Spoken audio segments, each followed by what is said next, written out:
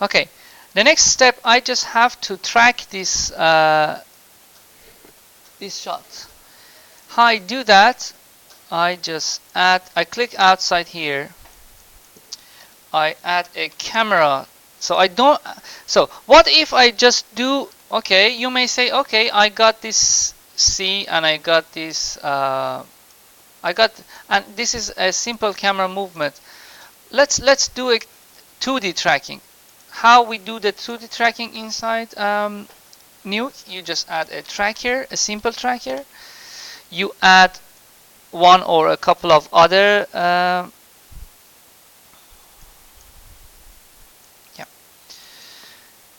So you just let me press 2 here. You add a tracker. You can add a couple of trackers, like one here, one here,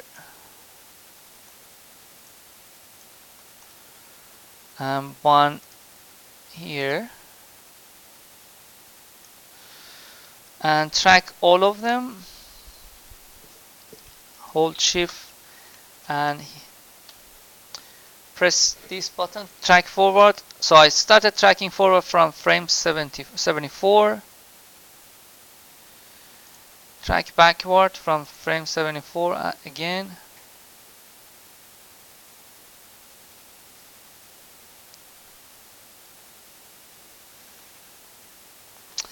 and I have to I press Ctrl Shift X, and this I extract that one and I add it here.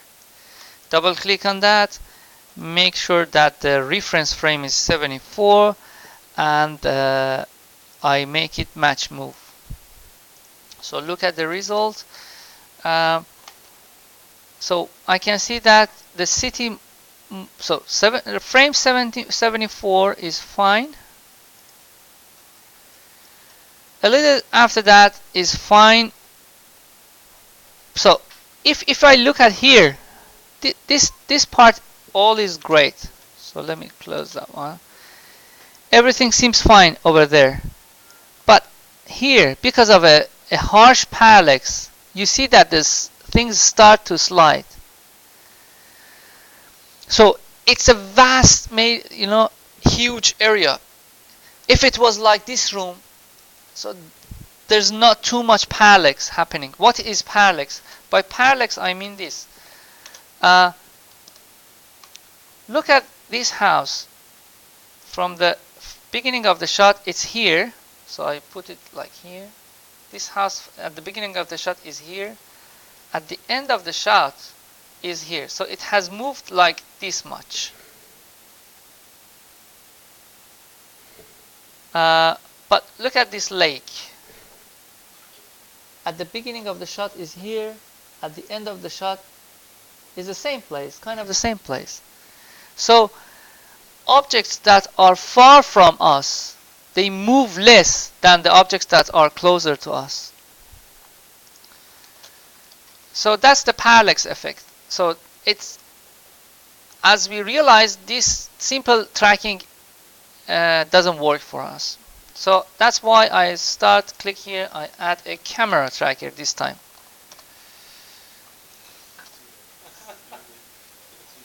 Okay, so I add this camera tracker and I attach that to my shot. Let's press 2 here so we see the effect of camera tracker. I know what is the lens. That's important. You have to know the lens. You are paid to be in shooting session to record these data. I know that it's a 12mm lens, and I know the film back size. What is a film back size? The sensor size of the camera. So every camera, some of them are large, some of them are tiny, so they have a sensor size. The sensor size of this camera is 17.3 by 13. These are important for tracking. So I might increase the number of features for tracking just to have a very robust tracking. So I press track. So it's for NUKE X. I save that one here as camera projection comp.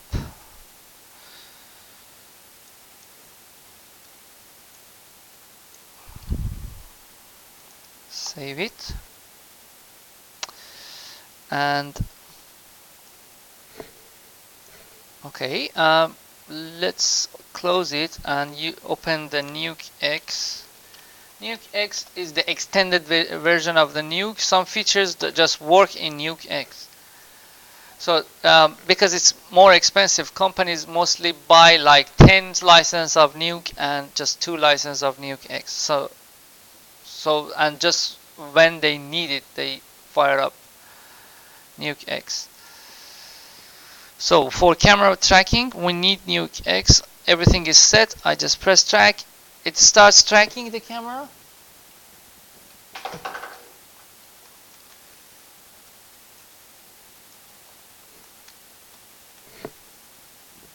So you see that it tracks forward and then once tracking backward.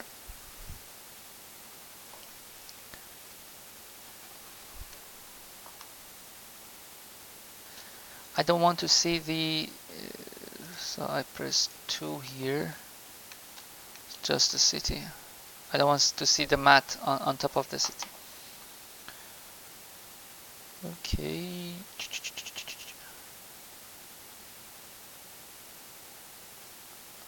Okay, just look at the tracking, check everything. So if I look at here and I move around, I can see that the tracking is kind of working rock solid. Amazing. And let's check some far area like here. Cool. Like around here. Great. So the tracking works fine. Before solving your camera, you have to know what is your reference frame. Inside setting, you say that I know the reference frame. The reference frame is the same frame that you grabbed and painted on top of that. So it's 74. So I did everything on frame 74. Okay, and then I press solve. It solves the camera, and now I can create a whole new scene. What is a scene? So these are the different tools. So you can create a couple of tools. I quite often use this scene and scene plus because they create everything for me automatically. I select scene, create. I've got my camera ready, and I've got a point cloud, and I've got my scene ready as well. So when I press here, I press tab here, and I double click on this camera, I can see that I've got a moving camera.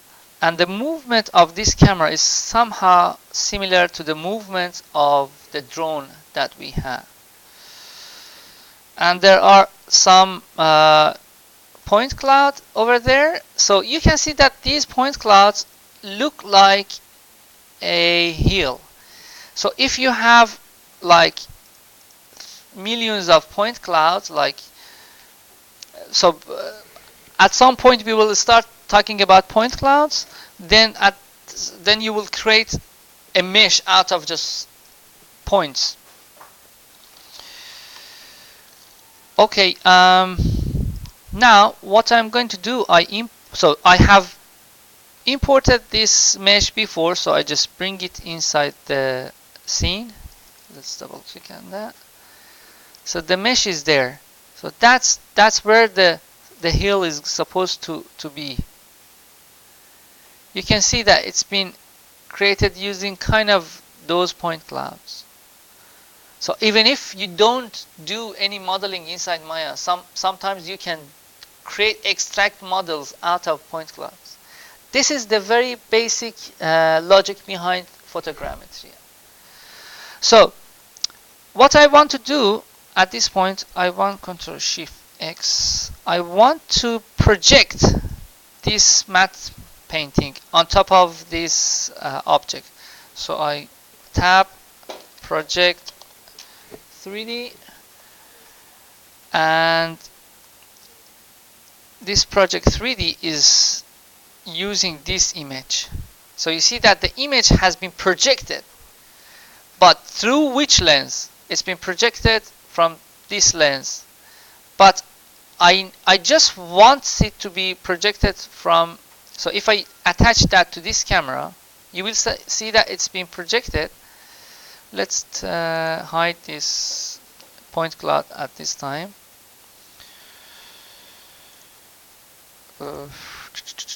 Let's delete that. Why it's not keep showing? Anyway, I just want it to be projected. So if I move around, you can see that the projection moves, but I don't want it to move because I want it to be there the way that I was thinking of.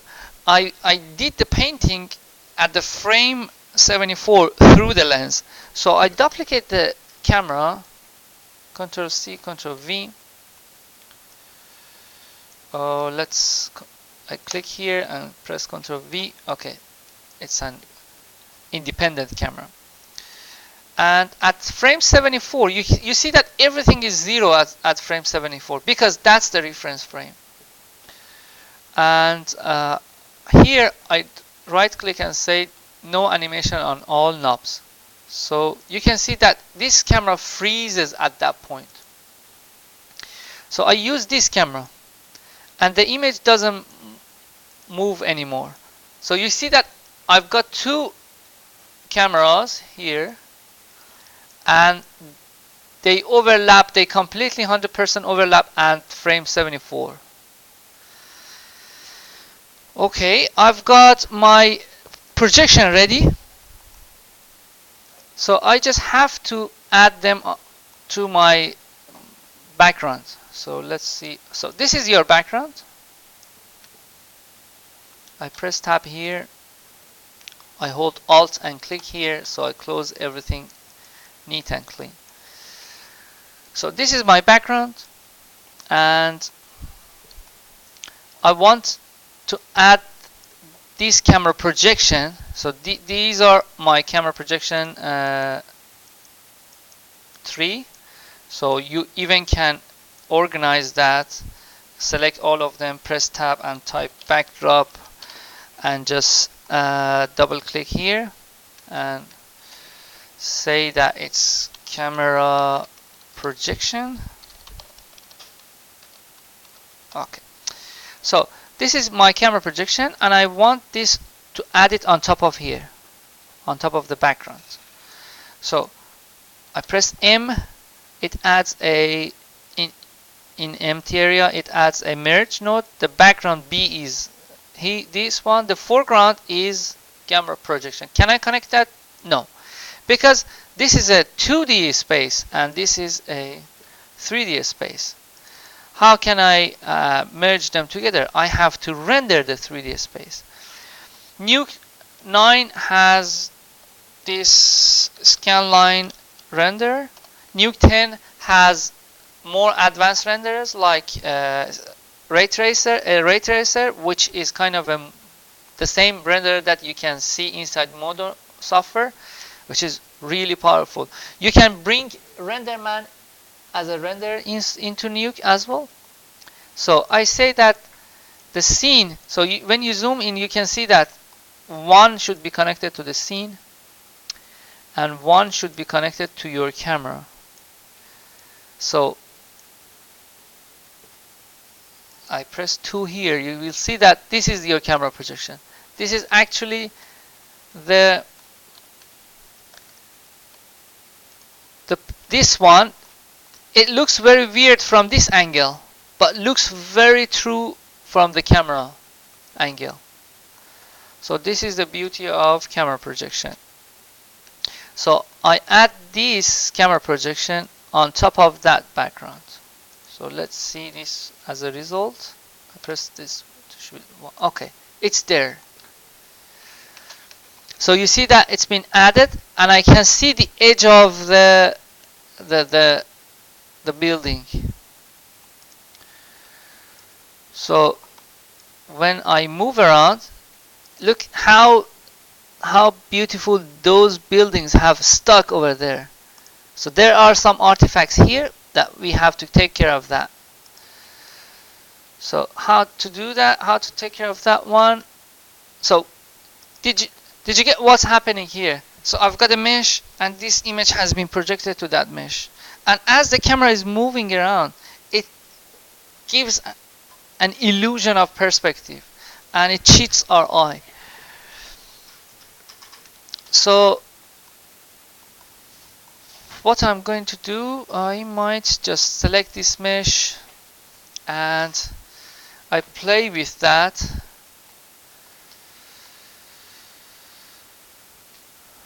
So okay, I say that I want it to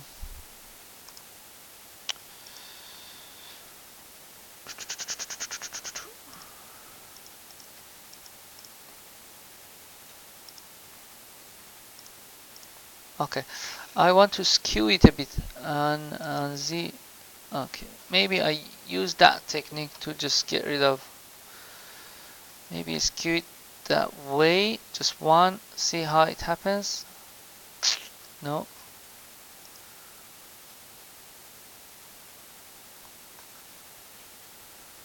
So what's the problem? Let's see the problem here.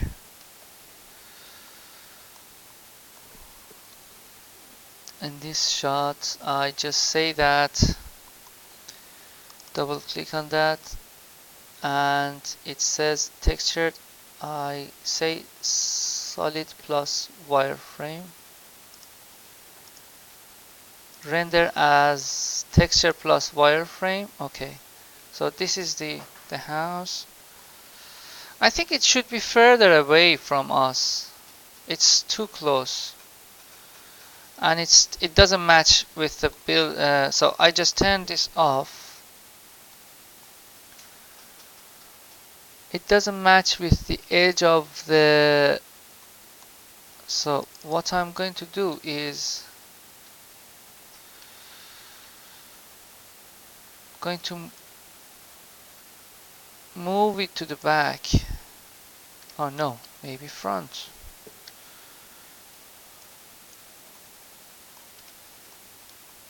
So normally I have two monitors and I do work on one of them and see the interaction, see the result interactivity on the other monitor, but I cannot do it here. So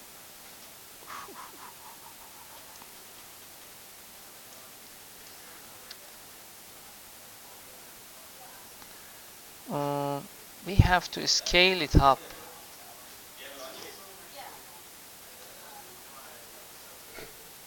Hello. So this is the building. Scale on oh,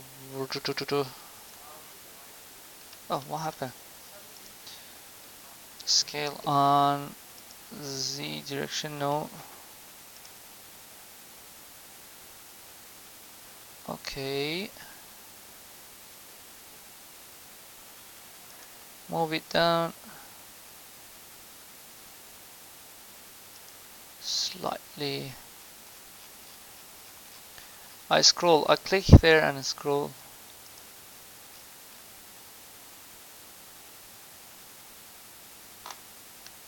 So what I can do, I open that inside Maya and fix the mesh if I want to.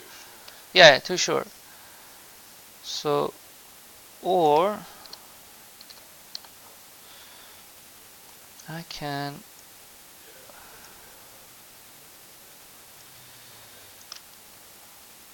bring it forward and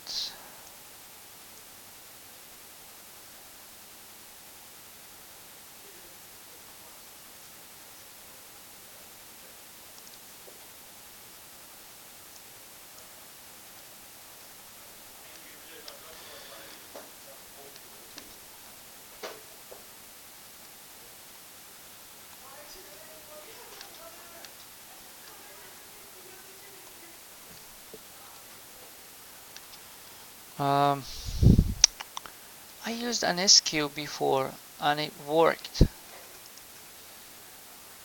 I think it can save me again.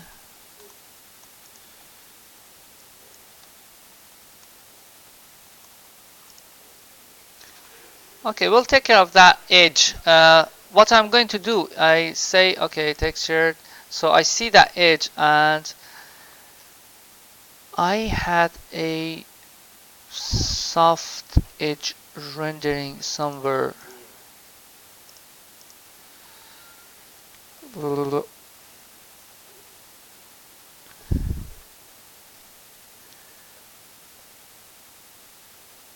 Inside the rendering, scanline renderer, I got this anti-aliasing Z depth mode on. Didn't help. No, so tessellation, more tessellation around it. Filter, Mitchell, anti-aliasing high.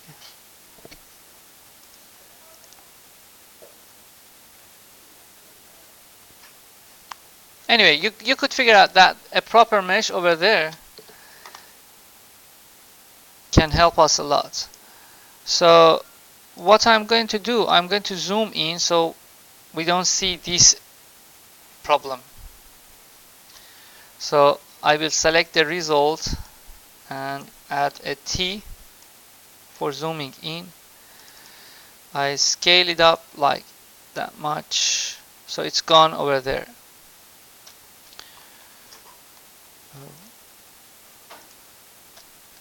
Okay, so it's unnoticeable. I just have to figure out a way to get rid of that one, but with a proper, more accurate modeling, you know how to do that. But ignoring that part, the rest is kind of working. Okay, how to add the lake? There was a lake over there, because the lake has a, so the if the hill would be here, the lake should be like somewhere around here on a plate. So let me save this screen cap.